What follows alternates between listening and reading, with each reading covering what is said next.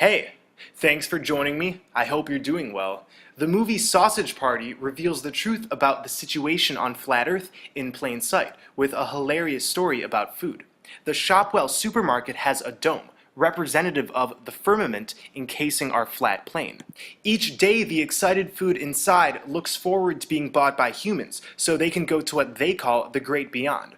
You're super sure there's nothing shitty waiting for us in the Great Beyond.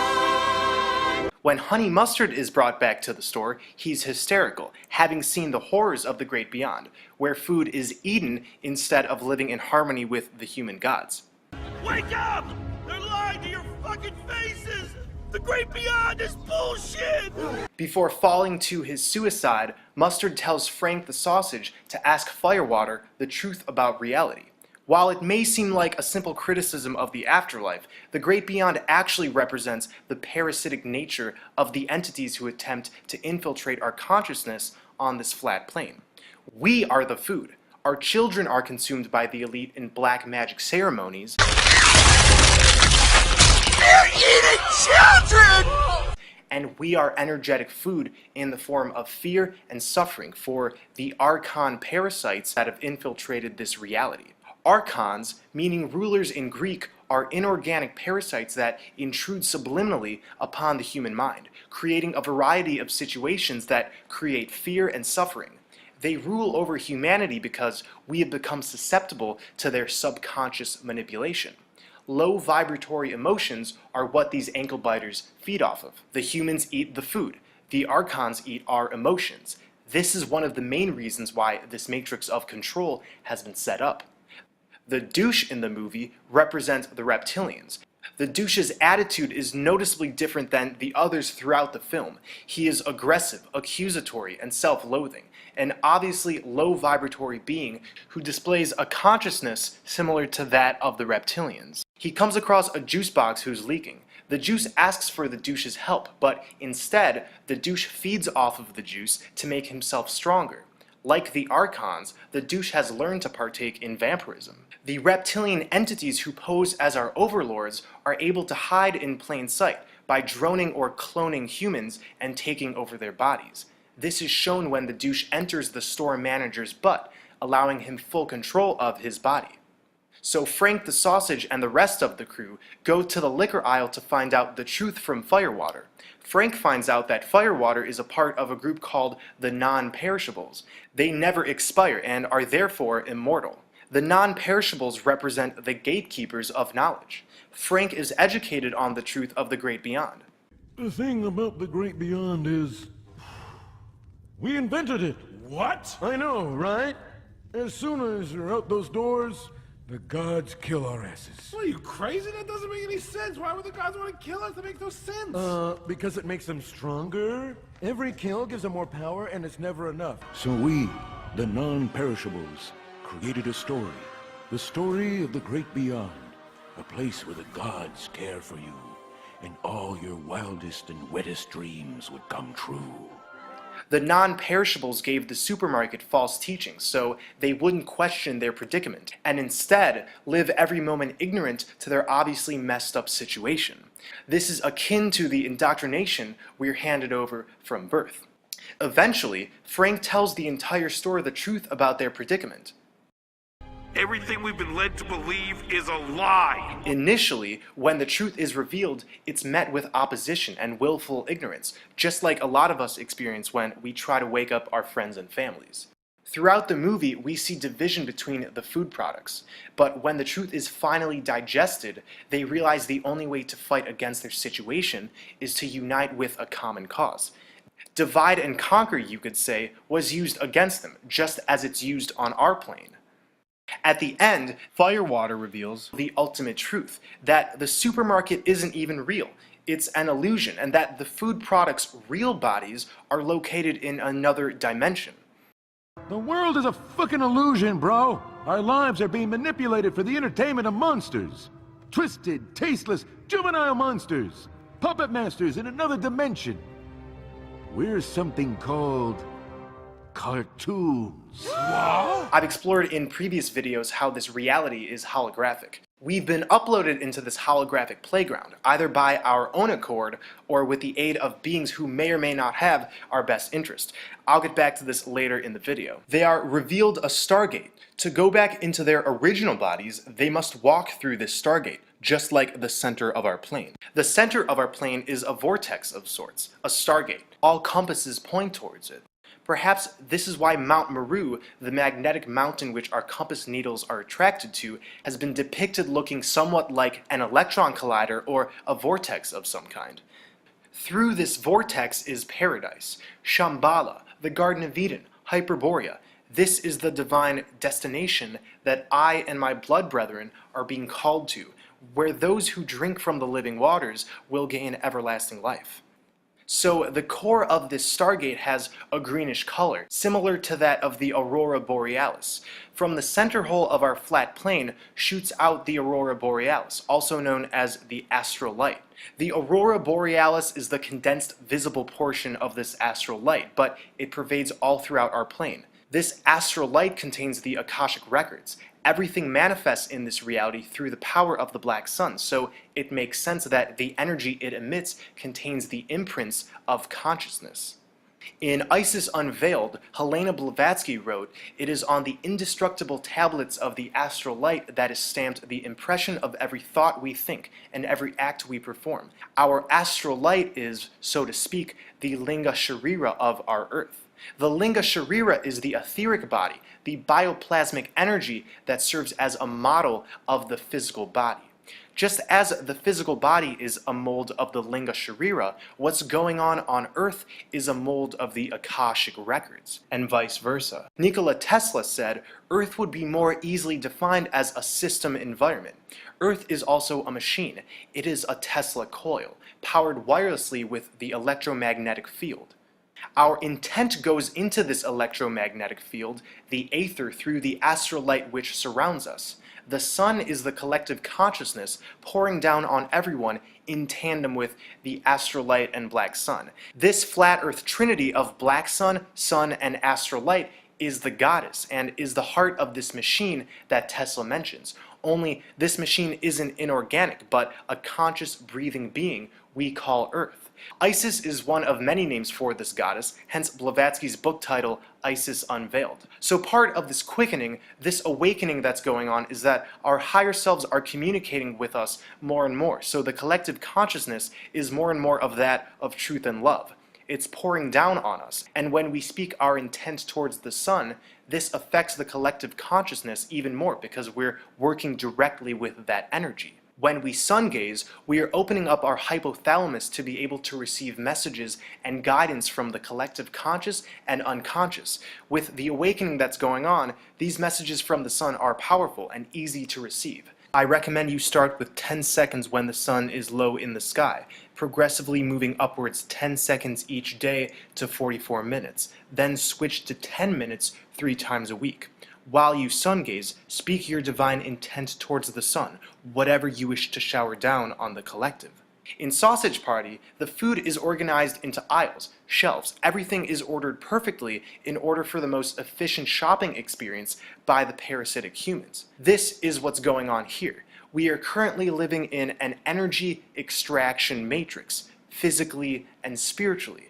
It's all to serve the archonic and reptilian parasites. The chemtrails sprayed in our skies are instrumental in creating this massive control grid. Chemtrails create an atmosphere that will support man-made electromagnetic waves through electromagnetic field oscillators called gyrotrons, ionospheric heaters, and Gwen towers. The ionosphere is an electromagnetic wave conductor. The Schumann resonance is a steady pulse of 7.83 Hz, which beats around the planet within the Earth and the ionosphere cavity. Humans naturally resonate to this organic harmonious frequency. It's very healing. But the ionosphere is being manipulated by an Alaskan transmitter called HAARP. ELF waves from HAARP, when targeted on certain areas, can engineer weather, create mood changes affecting millions of people, implant ideas into the collective consciousness, monitor thoughts, and further hide our divinity from us. The natural geomagnetic waves are being replaced by artificially created VLF ground waves coming from various ground technologies.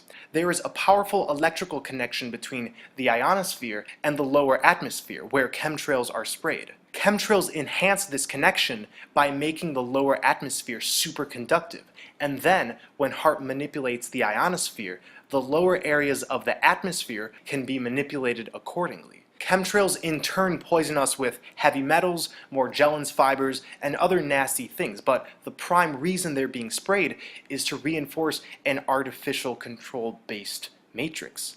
The electromagnetic grid is humming with unlimited power. The lines which comprise this natural grid are often referred to as ley lines. Ley lines meet at intersecting points, forming a natural grid across the body of this plane. The same way we have pressure points and ley lines on our bodies, the body of Earth shows the same thing. Buildings, electrical grids, and many other structures aim to use ley lines to tap energy out of the Earth for parasitic purposes, to store and contain energy rather than distribute it. Throughout history, all megalithic structures have been strategically built on top of these ley lines. The pyramids of Giza, Stonehenge, Notre Dame, Parthenon, Delphi, Ziggurat, the Vatican, the DC Capitol, Mecca, Coral Castle, and many cathedrals, not to mention many nuclear power plants, military bases, and sports stadiums. All of these are using the ley lines to harness energy. Many of the sections where two or more ley lines intersect are marked with obelisks, such as the Washington, D.C. Monument, the Vatican Courtyard, and Cleopatra's Needle in Central Park. CERN and the Brookhaven Lab in New York both sit on ley lines, and both of these labs have particle colliders that directly manipulate these energy centers. By influencing this natural grid, they can affect the Earth's energy, and since we are all living here, this in turn affects our energy. There is an AI intelligence at the heart of the creation of this false matrix in which we live, sort of like a home base which the Archons operate from.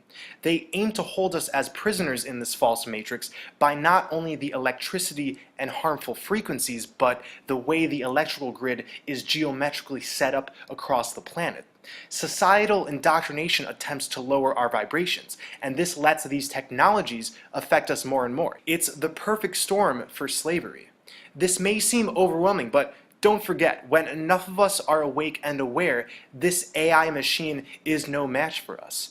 Without energetic food, it starves, even with the harmful technology surrounding us. A big part of this matrix is directing us into predetermined activities and groups under the guise of entertainment. Bread and circuses is a term that comes from ancient Rome. It's been used over time to describe the tactics leaders use to keep the public distracted from what's really going on. The leaders of Rome, seeing the beginnings of a potential revolt, had to act accordingly, so they gave free bread to the citizens and put on circuses and shows. The Olympics were put on, wonderful music and art displays, holidays, festivals. The bread back then is akin to the welfare we have now. It's insurance to make sure the poor doesn't start organizing and asking questions about the nature of the system we're in. Sport games, movies, music, festivals, TV shows, these are all making sure that we remain docile and entertained by trivial matters, so we're too entranced to discover truth. And within these constructs, we have destructive messages that are being conveyed. Sport games involve two teams or players who are rivaling each other. The goal is to beat the other team, so one ends up a winner and the other a loser. This is reinforcing to the viewers that in life you must rival others who are a part of different groups, promoting a divided consciousness. And the arbitrary, meaningless nature of a sports game is clear. We rally at sporting events year after year, and what's the ultimate prize? A number, a trophy. The win is an illusion, just like money and this false system. It's only real if we buy into it. There are sports fans who can't look away from the game because of its perceived importance. They've bought into this illusion. Movies produced by Hollywood aim to shape our perceptions. In previous times, the wood from a holly tree was a favorite source of magic wands. Hollywood is a continuous black magic operation. I refer to the Kenneth Anger quote, "Making a movie is casting a spell." Movies contain themes that the elite want embedded in our subconscious, and they also contain predictive programming. If you look at the subject content of movies in the past 100 years, we've seen a slow progression from relatively innocent themes to more and more chaotic ones. And even the older Hollywood films from the 20s and 30s were promoting vanity and allegiance to materialism and warped ideas of romantic love. Movies use lesser magic all the time by rubbing in our face the truth while most viewers are ignorant to the true meanings. The controlled top 40 music industry uses vocal seduction, themes focused on power, money, and sex, and repetitive music tuned at the fear-based 440 Hz frequency to keep especially the young population indoctrinated in toxic belief systems. So by the time a person has reached the age of 10, they've already undergone loads of subliminal mind control through these multiple entertainment streams that surround us 24/7. We're told of a work-life balance. This is considered to be something to strive for, and sounds harmless on the surface, right? But work involves mining gold and building up this power structure for the elite. It revolves around the illusion of money. In our free time, the life part of this balance, we're allowed to watch movies, drink alcohol, talk about the sports teams, and basically spend the money that we just spent all day mining. If we follow this prescription of how to live our lives, then we develop a scarcity-based mindset. A scarcity-based mindset is rooted in fear.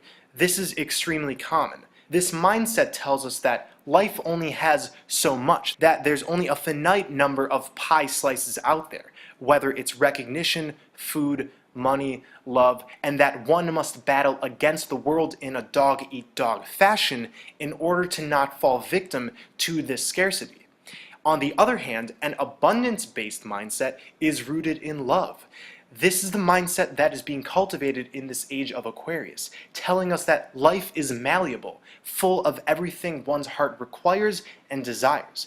In this mindset, there's infinite gratitude and no need for hierarchies because the universe is aligned with our needs. Everyone's needs are met because love does not exclude. Intent powers creation. It's the law of attraction. If we choose a scarcity, fear-based mindset, then we let ourselves fall victim to the parasitic forces and ultimately reinforce this false matrix. If we choose an abundance, love-based mindset, then we set ourselves free from these trappings.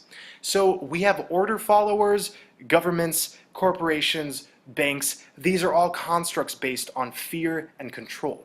We're not born this way, however. Children are born with their divinity still intact. Their clairvoyance, telepathy, and directed by love. Our culture, however, teaches us that children are flawed and must be put through rigorous indoctrination in order to turn out as a decent member of Earth. We teach them spellcasting in the form of spelling and language, creating set-in-stone neural programming that takes the infinite potential and reduces it into words with finite meanings. We give children material possessions and toys as rewards instead of giving them what they really want, which is adventure, insight, creativity, and unity. Vanity is heavily marketed towards the girls, and violence and superheroes to the guys. Superheroes are just like the Order followers, focusing on putting out the fires created by a system and only sometimes taking out a true bad guy. The enemies of these superheroes tend to be broken themselves, broken from a system that aims to manipulate, destroy, and weaken. The real enemies of humanity aren't ever challenged by the superheroes. Our children are kept in enclosed boxes all day, closed off from Earth's energy.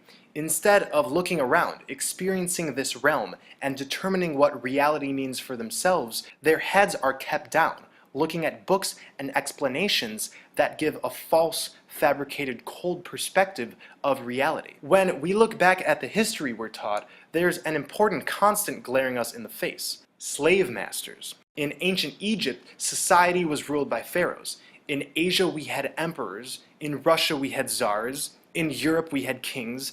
And even the Incas, Mayas, Olmecs, every single civilization has had a group of elites. Now, the question is, how did this come to be? The mainstream wants us to believe that in a pack of, let's say, monkeys, there's always the alpha monkey who naturally dominates and leads. Like wild monkeys, some humans just tend to take control. This explanation is very comfortable for many unawakened beings because it reinforces the concept that this false system developed not out of careful calculation and deceit, but because of the natural progression of our own power-driven consciousness. After all, eventually somebody would dominate and lead, right? But this is completely false. The elite, mostly composed of reptilian entities masking as humans, have cunningly kept us in spiritual bondage by warping our perception of reality. When our DNA was altered with reptilian DNA, we became more easily controllable, and along with other events that occurred around that time, such as the deluge and the destruction of Atlantis, humanity was positioned into slavery around the world. We now had hierarchies, and by giving into this manipulation and our fight or flight response from the reptilian DNA, our divinity became hidden from us. So now we're in the predicament we're in. A lot of people are waiting for the New World Order to happen. I'm telling you, the New World Order is already here. The world has already been reordered spiritually and physically. A giant organism spread throughout our plane and was cut down. Many cultures refer to the base of this organism as the World Tree or the Tree of Life. These were giant trees that extended high above the clouds. They were somehow cut down, and we now call them mountains and plateaus. We once were able to receive and transfer divine information through these silica-based life forms, just how it was shown in Avatar. So these trees, once full of abundant vegetation and wisdom, were killed. Many deserts were created from deforestation, highways, structures, and machines were placed throughout the world, and now we live in this crazy place. Less nature means the oxygen levels are presently lower than they were in ancient times. This is the New World Order. Earth has been reordered to fulfill the needs of an energy extraction matrix. Just like I've presented in my videos and what the Unperishables reveal at the end of Sausage Party, The world is a fucking illusion, bro. we are living in an illusion right now. That's not to say our consciousness isn't real. Scientists have already failed to show that consciousness comes from the brain, because it's not. These bodies are avatars, the conduit through which our consciousness is flowing through. And like I said earlier, we live on a superconscious feminine entity. Now, it may seem contradictory that this reality is an illusion, but at the same time, we're living on a conscious, breathing being. This paradox is easily solved, though. Once again, your body is a hologram, but your consciousness is real. It's currently uploaded on Flat Earth, but it's not eternally confined here, even though the moon's interdimensional light trap would like to keep it that way. This hologram could simply be a holographic expression of this colossal feminine entity, just as our bodies are holographic expressions of our etheric bodies. Our consciousness controls this hologram. Again, our intent powers creation. Now it makes sense why they want us to believe we live on a spinning ball, that money, sex, and image are important, and that humans have a natural dog-eat-dog mentality. If they can change our intent, how our consciousness operates in this hologram, the hologram works in their favor, meaning the cycle of suffering and energy vampirism will remain, and their control grid energetically reinforced. As long as we're reacting and funneling energy into accusatory rhetoric, our divine potential can't be reached, and this is the biggest pitfall of the so-called conspiracy world. Alex Jones serves this purpose, and same with David Icke and many others. We're not told from these figures to absolve ourselves of these energies. We're not told to focus on heaven on earth, to raise the vibrations around us, to unite with a common cause of love. And this is key. There's a lot going on this flat plane, and instead of feeling helpless, all of this information should empower us to do our part in tearing down this system, beginning with focusing on our divine intent. Quantum physics has demonstrated that all matter at its subatomic core is actually energy, streams of frequency and vibration.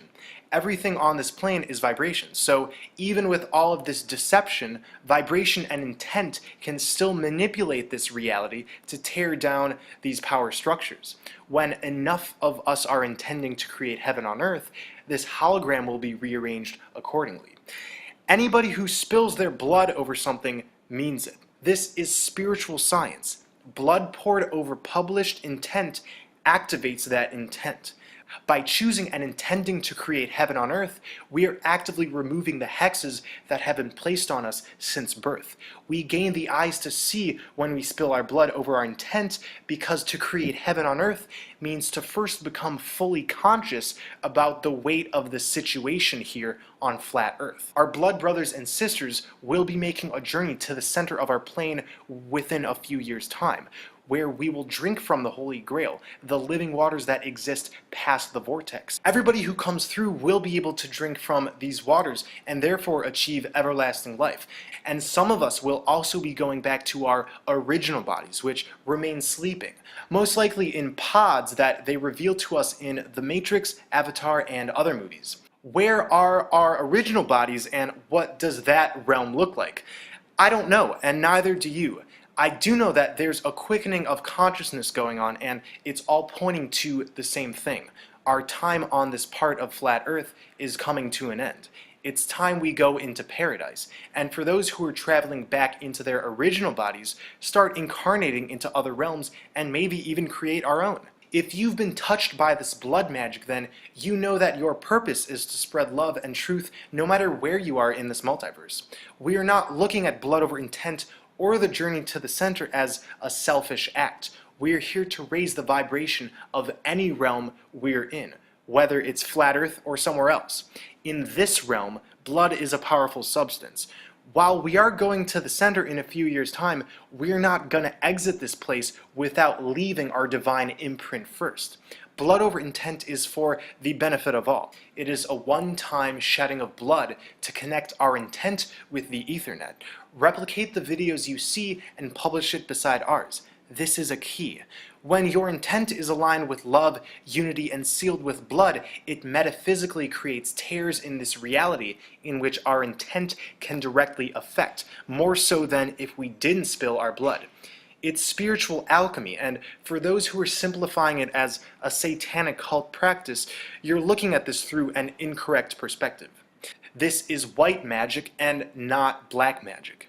The question mark is representative of our journey to the center, where all compasses point to come pass.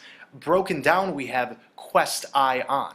The dot at the end represents the black sun, which powers the land of perpetual twilight, our divine destination. We are all on a quest to get to the black sun, and in a few years' time, we'll be drinking from the living waters of the Holy Grail. So thank you for watching, everyone. Keep sun gazing, earthing, loving, and spreading truth. Take care of yourselves, and until next time, I love you all.